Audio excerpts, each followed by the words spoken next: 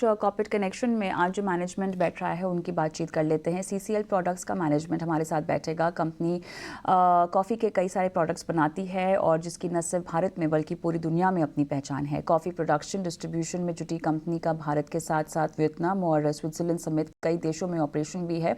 Coffee की कीमतों में इजाफे के बाद मार्जिन पर आखिर कितना दबाव है, इसके साथ साथ चौथी तिमाही के नतीजों पर भी आइए बात कर लेते हैं। सीसीएल प्रोडक्ट्स इंडिया के ग्रुप सीईओ प्रवीण जयपुरियार हमारे साथ जुड़ेंगे, लेकिन उससे पहले सीसीएल प्रोडक्ट्स के सफ़र पर आइए एक नज़र डाल लेते हैं।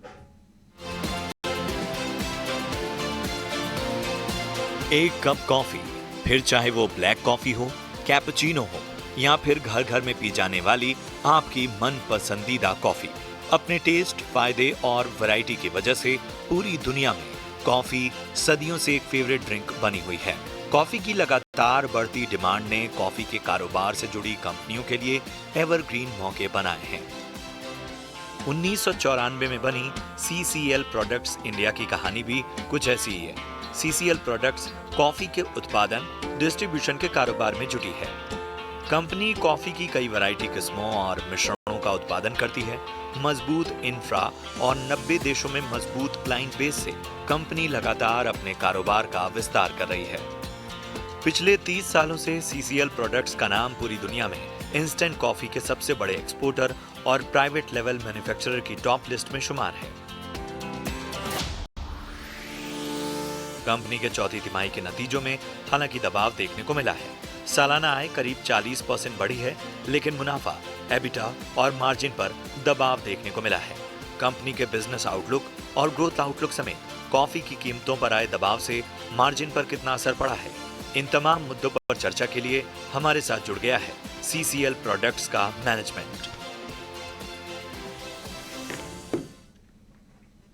चलिए, हमारे साथ Praveen Jaipuria CEO group CCL products जुड़ गए हैं। स्वागत है आपका हमारी इस पेशकश में। तो ये बताइए सर कि कॉफ़ी प्राइसिंग के सिनेरियो को आप कैसे देख रहे हैं? किसी भी तरह का प्रेशर मार्जिन्स पर आने वाले समय में? तो कॉफी के प्राइसेस जैसा आप सब जानते हैं काफी ऊंचे स्तर पे बने हुए हैं। पिछले 2 साल से हम देख रहे हैं कि ये लगातार जो है कॉफी के प्राइसेस बढ़े जा रहे हैं। हालांकि इससे हमारे मार्जिन्स पे बहुत खासा असर नहीं पड़ता। हम जो है ये कोशिश करते हैं और हमारा बिजनेस मॉडल ये है कि हम जो है जो कॉफी के प्राइसेस हैं उसी के ऊपर हम कोट करते हैं, तो सारा पास थ्रू हो जाता है। तो हमारे को मार्जिन में ज़्यादा फ़र्क नहीं पड़ता। और जो सही तरीका है हमारा मार्जिन देखने का है कि वो है कि भई हमने एबिट्टा यानी मुनाफ़ा जो है वो पर किलो कितना कमाया, तो वो इंटैक्ट रहता है हमारा, उसमें ज़्यादा हम फ़र्क नहीं देखते हैं। हाँ, ये फ़र्क क्लाइंट की तरफ से आ जाता है कि जब कॉफ़ी के जो दाम हैं वो निचले स्तर पे होते हैं, तो क्लाइंट जो है उनकी कमिटमेंट लॉन्ग टर्म की हो जाती है। वो हमें साल का या 1.5 साल तक के कॉन्ट्रैक्ट दे देते हैं। बट ऐसे सिनेरियो में जब कॉफ़ी के प्राइसेस बहुत बढ़े हुए होते हैं, तो उनकी कोशिश रहती है कि वो बहुत ज़्यादा कमिटेड न रहें और वो छोटे कॉन्ट्रैक्ट्स देते हैं, कम समय के लिए देते हैं, क्योंकि उन्हें ये लगता है कि शायद कॉफ़ी के प्राइसेस आगे जाके करेक्ट हो जाएँ। तो ये एक सिनेरियो बिल्ड होता है। प्रॉफिट मार्जिन में जिसको कहते हैं, उसमें हमें बहुत फ़र्क नहीं पड़ता। आपको ऑप्टिकली ऐसा दिखता है कि मार्जिन कम है, बट वो इसलिए दिखता है क्योंकि कॉफ़ी के प्राइसेस के ऊपर हमारा टॉप लाइन जो है वो डिपेंड करता है। तो जो टॉप लाइन वो ज़्यादा बढ़ जाती है। मगर आप हमारा अगर वॉल्यूम ग्रोथ और एबिट्टा ग्रोथ देखेंगे, तो वो साल का बिल्कुल इन इन लाइन है। हमारे को 14% करीबन वॉल्यूम ग्रोथ मिला है और 12% के आसपास एबिट्टा ग्रोथ है। तो हमें बहुत ज़्यादा जो है मार्जिन में इतना कॉन्ट्रैक्शन देखने को नहीं मिला इस कारण से। D2C बिजनेस किस तरह से आगे बढ़ता हुआ दिखाई दे रहा है? क्या इसको लेकर किसी भी तरह की जानकारी आप हमें दे सकते हैं, खासतौर से रेवेन्यूज़ और मार्जिन गाइडेंस को लेकर? इसी लाइन पे कोई बातचीत आप कर सकते हैं? तो हमने जो अपना ब्रांड लॉन्च किया था आज से 5-6 साल पहले, वो काफ़ी अच्छा कर रहा है। अब हम हालाँकि हम अभी भी बहुत छोटे हैं, बट इंडिया के अंदर नंबर 3 की पोज़ीशन है हमारी ब्रांडेड सेगमेंट में। और इसकी जो सेल्स है, जो प्योर रिटेल सेल्स है, वो करीबन-करीब अब 200 करोड़ क्रॉस कर गई है। तो ये काफ़ी अच्छे साइन्स हैं, क्योंकि 5-6 साल में एक 200 करोड़ का ब्रांड बन जाना एक अपने आप में अच्छी बात है। और इससे हमें काफ़ी कॉन्फिडेंस मिला है कि हम इसको और जो है और जोन्स में इसको फोकस करें और इसको एक्सपैंड करें। पहले हमने साउथ इंडिया में काफी फोकस किया था, बिकॉज जो कॉफी की कंजम्पशन में इंडिया में अगर आप देखेंगे तो ज्यादातर साउथ इंडिया में होती है, तो यहाँ हमने फोकस किया था। बट अब हम इसको और भी जोन्स में ले जा रहे हैं और इसको लॉन्च कर रहे हैं, और काफी अच्छा हमें रिस्पॉन्स मिल रहा है। तो ये जो है सेगमेंट काफी अच्छा चला है हमारा। और जहां तक मार्जिन या प्रॉफिट की गाइडेंस है इस सेगमेंट की, तो हम अभी अगले कुछ वर्षों तक ये कोशिश करेंगे कि इनमें जो प्रॉफिट है वो हम वापस ब्रांड बिल्डिंग में इन्वेस्ट करें, क्योंकि ब्रांड बिल्डिंग जो है एक लॉन्ग टर्म गेम है। ये आप बहुत शॉर्ट टर्म या छोटे टर्म के लिए नहीं देख सकते। तो और ब्रांड जो है उनको चाहिए होता है, एक नर्चरिंग चाहिए होती है, इन्वेस्टमेंट चाहिए होता है, ताकि ये और बड़े बन सकें।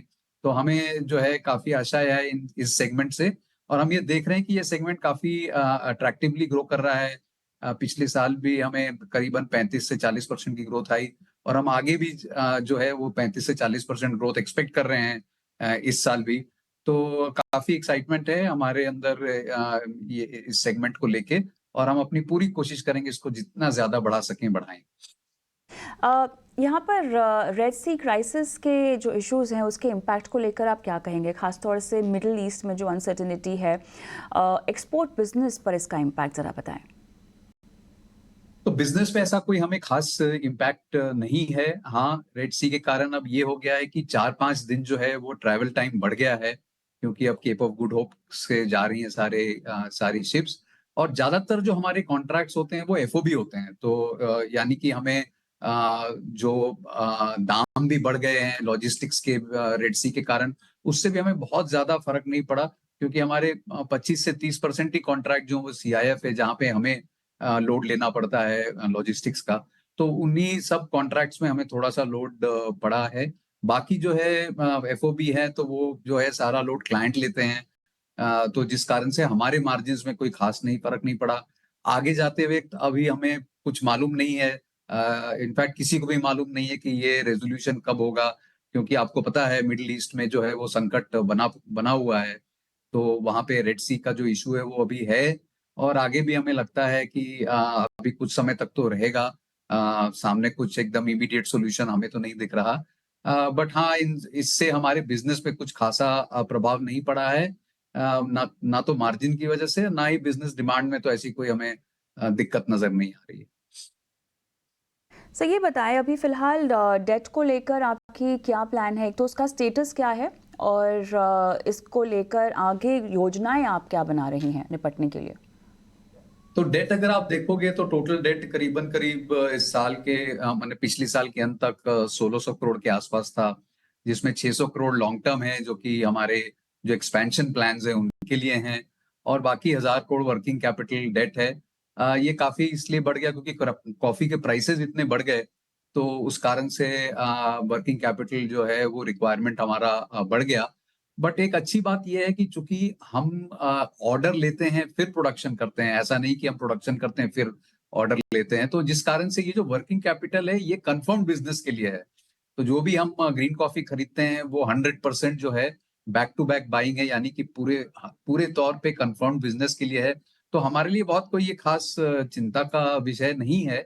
बट हम ये देख रहे हैं कि अगले आने वाले कुछ महीनों में कुछ आसार नजर आ रहे हैं कि कॉफी के प्राइसेस थोड़े सॉफन होंगे, तो जिससे हमारा जो है प्रेशर ऑन वर्किंग कैपिटल भी कम हो जाएगा। और जहां तक इंटरेस्ट की बात है, हम ये भी कुछ इवेल्युएट कर रहे हैं कि चूंकि हमारे यूनिट्स जो हैं वियतनाम में भी हैं, स्विट्जरलैंड में भी हैं, जहां पे इंटरेस्ट रेट्स कम होते हैं, तो हम कुछ इस तरह से अपने डेट को रिस्ट्रक्चर करें ताकि हमारा जो है इंटरेस्ट पे आउट है वो कम से कम रहे, और जो है पिछले साल से बहुत ज्यादा आगे ना बढ़े। तो हम ये सब योजनाएं बना रहे हैं डेट को मैनेज करने के लिए। बट हाँ, जैसा मैंने कहा, वर्किंग कैपिटल जो है वो खासा चिंता का विषय नहीं, क्योंकि ये तो कंफर्म कॉन्ट्रैक्ट के लिए ही हम वर्किंग कैपिटल डेट लेते हैं। केपेक्स प्लान को लेकर कोई अपडेट आप देना चाहेंगे, टाइमलाइन और साथ ही रेवेन्यू पोटेंशियल जहां कहीं भी आप केपेक्स प्लान कर रहे हैं। तो केपेक्स जो है वो हमारा ज्यादातर केपेक्स जो है वो कंप्लीट हो गया है। जो सबसे लेटेस्ट है 16,000 मेट्रिक टन का स्प्रे ड्राइड कैपेसिटी जो हमारे तिरुपति यूनिट के पास में है, तो वो ऑपरेशंस में मार्च में आ गया है।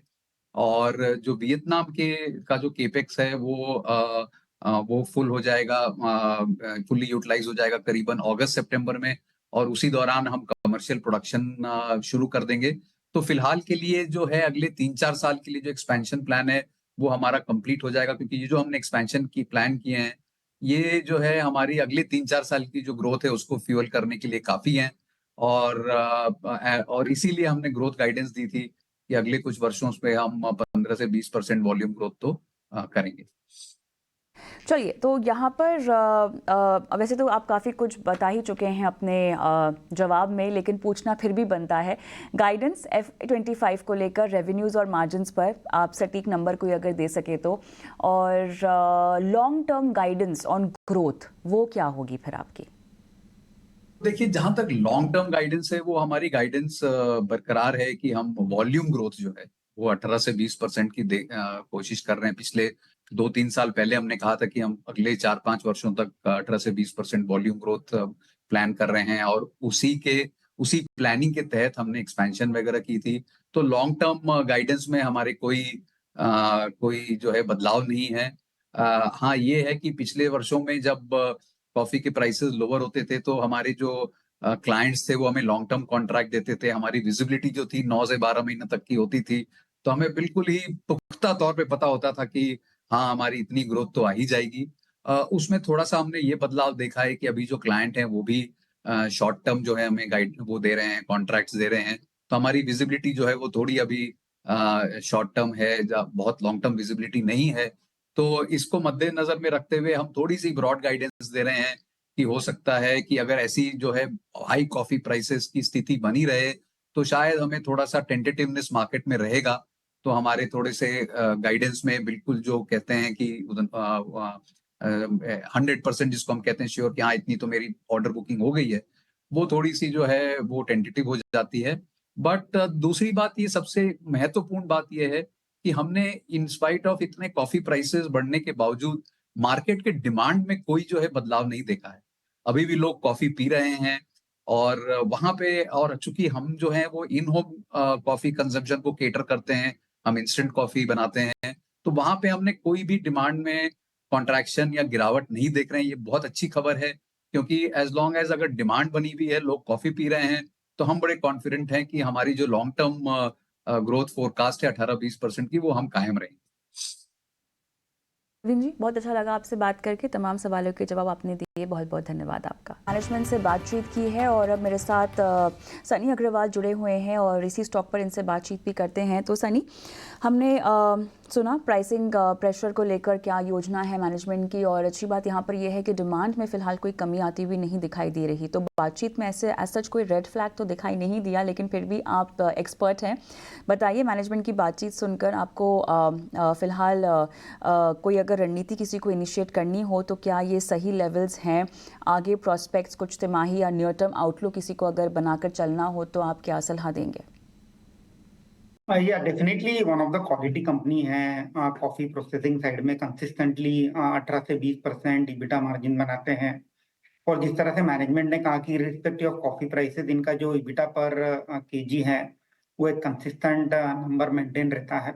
इसमें बेसिकली मुझे ये लगता है कि FY25 में सेकंड हाफ जब रहेगा सितंबर के बाद, जब इनका वियतनाम का जो एक्सपेंडेड कैपेसिटी है वो ऑन स्ट्रीम आ जाएगी, तब एक बड़ा वॉल्यूम बूस्ट हमें देखने मिलेगा। तो मे be on a comparatively basis first half FY25 relatively muted रहेगा as compared to second half, जहां हम एक अच्छी खासी वॉल्यूम ग्रोथ कंपनी में आते हुए देखेंगे। अगर मैं वैल्यूएशन के लिहाज से भी बात करता हूं तो close to 30 time price to earning multiple पर अभी कंपनी चल रही है। आई थिंक इसमें अगर कोई इन्वेस्टर को नया पैसा डिप्लॉय करना है ये कंपनी में, तो स्टैगर्ड मैनर में डिप्लॉय करने की रणनीति अपनानी चाहिए। मुझे लगता है कि जो फेयर वैल्यू है बिजनेस का क्लोज टू 620-630 रुपीज है, तो may be buy on dip या स्टैगर्ड मैनर अगले 2 से 3 महीने में ग्रेजुअली कैपिटल डिप्लॉय करेंगे तो डेफिनेटली एक अच्छा रिटर्न मिलेगा। ये हो गया शॉर्ट टर्म व्यू।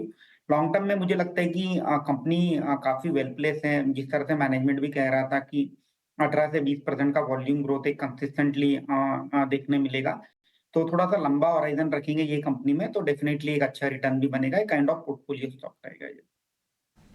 ऑलराइट, ये राय है आपकी सीसीएल प्रोडक्ट्स पर। इसी के साथ सनी, समय हमारा समाप्त हो चुका है। धन्यवाद, आपने शो पे शिरकत की, और